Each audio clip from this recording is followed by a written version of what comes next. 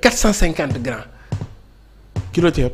oui nga soxla woon ci ñaata kilo. non mais jamono daal moom la wëlbatiku. d'accord am na ay jamono yoo xam ne xoolal waaye en gros rek laa koy gérer quoi damay ñëw gaare oto bi sol damay jënd bu gars yi naan ma yii sooy wuñ ko dara may jënd rek mais léegi waa ji waaw doon ma kilo quoi booy na peese bi matuwaay booy bàyyi sa affaire yi ngay def yooyu. bu njëkk ba bidon huile pâte d'arachide la mais léegi ca la ñuy def nii loolu nu mu tudd sax. bidon ba natt ba waaye Diomaye wàññi njëg yi moo tax Guèye du Diomaye c'est pas la Serigne Gueye Diop moom. moom mu amee la ñaax moom fu ma dajeeg moom. yii dina dóor crochet quoi moom lii di nekkee yëpp moo ñu ko teg quoi. waaw xam naa ne mu ngi ci yeneen bagage parce que gis naa ko mu annoncé ay agropole. dans les 46 départements non jàmbaar la et puis del xool il va révolutionner. ah oui parce que moom déjà li tax ñu mun ko accorder crédit boobu mooy daf ko tàmbalee fi mu njëkkee. non mooy ca Sandiara ku xamul démb Sandiara avant mu fay ñëw di nga war a mën a xam ne. et puis ce qui est beau avec Serigne c'est-à-dire que il a déjà les modèles et il a déjà les contacts c'est-à-dire dafa am modèles yi. am contact yi. xam nga lan lay demee. dem jëli ñëw def. waaw loolu lay demee ak Serigne Gueye dem jëli. ñëw def keneen ku war a dem et puis surtout. lui il est très inspiré par le modèle suisse en fait. et ça les Suisses sont très bons dans le modèle agroéconomique quoi. ils sont très bons. ñu ngi koy xaar au tournant. parce que foofu lañ koy évaluer oui maa ngi ko junj 5 ans mu ngi jëm ca Mali bu fa jógee ca Burkina. barki démb Conakry lu jógee finalement enjeu yi. dafa jéggi dayoo yenn considération yi parce que bu doon dem Côte d'Ivoire bi mu ko defee ca Mauritanie c'est tout à fait normal. waaye ci réew yi mu mujjee di fa dem. oui. Ousmane léegi lan moo tax c'est pas normal. je te repose la question ñu jàpp ni. anam nga ña fa nekk ni ñu ñëwee au pouvoir ça pose problème. ah non ça pose problème à vous. mais ça ne pose pas problème à eux Ousmane. attention waaw enjeu yi finalement au-delà de. Ousmane considération yooyu très bien et d'ailleurs il nous faut faire attention. Dans le maniement des éléments conceptuels. pour ne pas que ñu defal ñu les prêts à penser ou les prêts à parler. le camp occidental parce que ñoom ñoo bëgg ñu jàppaleen noonu xam nga sooy. il faut nga comprendre. ak noo ko mën na tuddee ñun en Afrique dañu am benn enjeu stratégique boo xam ni c'est de cet enjeu stratégique que va dépendre notre décollage notre émergence et tout ce que vous voulez c'est-à-dire que Afrique dafa am benn affaire boo xam ni bu ñu ko réglé rek dem suñu yoon tant que réglé wuñu ko duñu mës a dem. mooy. la stabilité léegi stabilité nag dafa am dëkk bu ne ak na nga koy régler ak na ngay def ba àgg ca est-ce que comprendre nga. boo melee ni dëkk bu mel ni Sénégal yow sa yoon bi ngay jaar pour mën a am stabilité ce sont ce qu'on appelle les élections. mu am yeneen dëkk yoo xam ni de par leur histoire et de par leur trajectoire.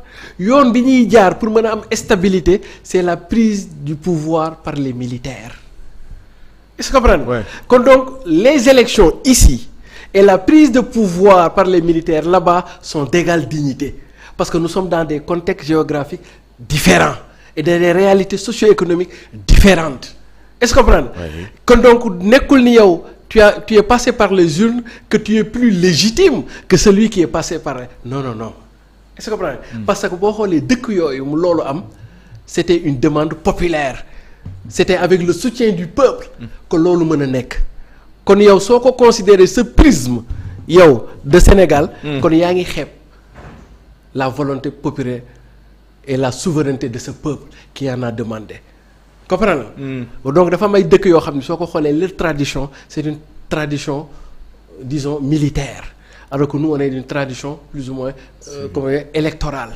disons le civil comme ça pour le dire mooy dëkk yi ngay wax noonu et cetera maintenant ñaari réalité la Afrique di dund muy représenter benn continent muy Afrique muy sunu zone bi Afrique de l'Ouest dafay mel ni comme 100 francs pile ak face la réalité de ce qu'on appelle la zone Afrique de l'Ouest mooy civil ak militaire comprendre nga. Ouais. Donc il faut que ñu concilier leen ñu dox am fu ñu daje. Est-ce que comprendre nga et c'est là que s'inscrit les visites yu Diomaye di def ak Ousmane Sonko di def c'est-à-dire que quand Diomaye dem ci ñi ngay tuddee noonu civil. Ouais. Il est dans la réalité ouest-africaine. Mais quand il part aussi ci ñi ngay tuddee militaire. Ouais. Il est toujours dans la même réalité parce que c'est les deux faces d'une même réalité mooy sunu contexte géopolitique au niveau de l'Afrique de l'Ouest bi ci des. mooy. Occident wala sunuy partenaires yi nga xam ne dañuy jëflante ak ñoom. ñoom dañu am nu ñu gisee daal ni ñoom ku gisewul ñoom nu ñu gisee baaxoo daal lay tam dëmm. comprends léegi dafay am jonction boo xam ni et c'est là où Diomaye et Ousmane Sonko peuvent réussir quelque chose d'extraordinaire.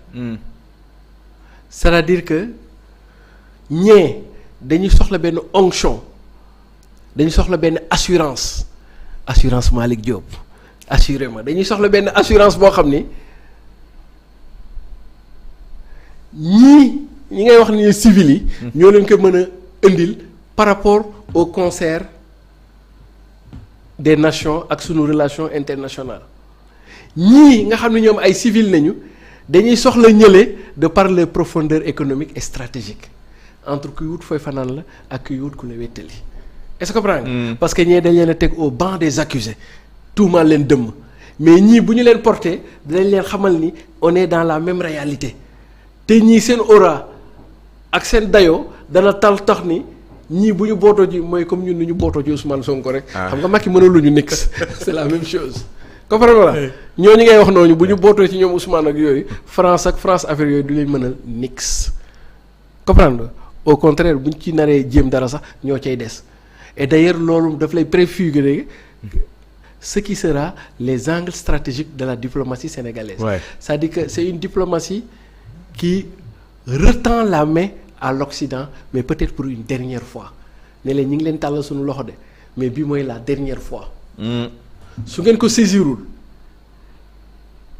ñu dellu ci ñun suñu biir ndax mën nañ koo lijjanti parce que bu ñu mutualiser suñuy ressources surtout les ressources minières. xoolal quand on va mutualiser nos ressources minières. nos savoir-faire nos pratiques et nos marchés entre la Guinée le Mali le Niger et le Sénégal li ñu am ci ressources minières rek. développer na suñu zone yi. maintenant léegi nag Diomaye et Ousmane tend leur main à l'Occident mais si vous voulez que nous réformions que nous repartions sur de nouvelles bases mën ngeen a ñëw xaj ngeen ci comprendre nga. mais su ngeen defee affaire de paternalisme wala yëfi dof wala jéem a imposer say volonté ñun wan nañ leen ni mën nañoo demal suñu bopp. et loolu lay du point de vue diplomatique. voyage yi mu def yooyu yëpp wala leen sans yéen mën nañoo dem. est-ce que comprendre nga. ndax bañ fi ñëwee ba léegi ñi ngi doxalante di demalante suñu biir. di ko organiser ndànk-ndànk. kon donc yéen réglé leen rek. waaw nee leen tekk rek. En tout cas merci. jaajëf président Siré ça a été un plaisir. waaw merci beaucoup ñu dalal la interrogation.